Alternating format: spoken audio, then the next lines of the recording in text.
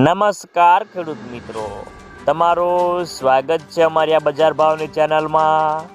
તો મિત્રો, આજે તારીખ 27 મે 2024ને વાર સોમવાર।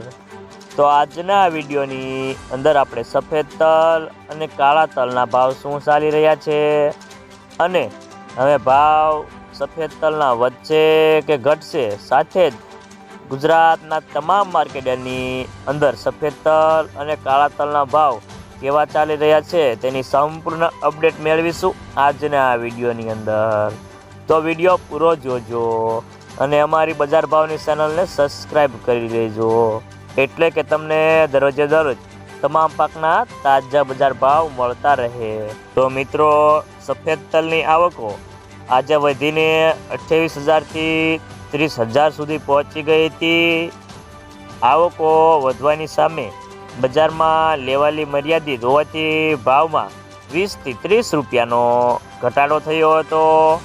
તો તલની બજારમાં આગામી દિવસોમાં વેચવાલી કેવી આવે છે તેના ઉપર સમગ્ર બજારનો આધાર રહેલો છે। તો મિત્રો, કાળા તલની બજારમાં પણ આવકો વધી રહી હોવાથી બજારને ટેકો મળી રહ્યો છે। કાળા તલનો પાક આ વર્ષે અડધો થાય તેવો અંદાજ છે, પરિણામે તેમાં મોટી મંદી દેખાતી નથી।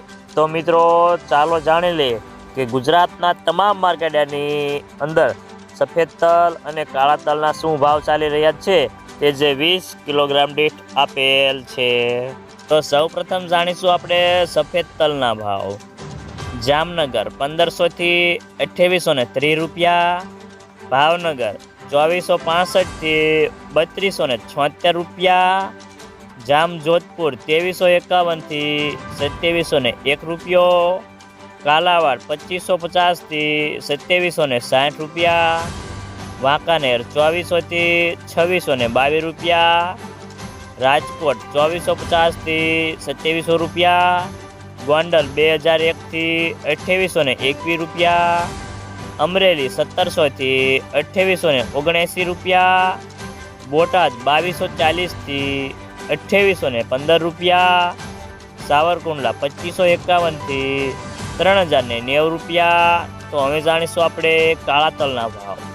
તળાજા 3050થી 3151 રૂપિયા, જસદણ 2500થી 3100 રૂપિયા, ભાવનગર 2815થી 3236 રૂપિયા, મહુવા 1600થી 2851 રૂપિયા, વિસાવદર 2774થી 3306 રૂપિયા, રાજકોટ 2492થી 3312 રૂપિયા, અમરેલી 2700થી 3210 રૂપિયા, સાવરકુંડલા 3000થી 3290 રૂપિયા, બોટાદ 2500થી 3200 રૂપિયા, રાજુલા 3225થી 3226 રૂપિયા,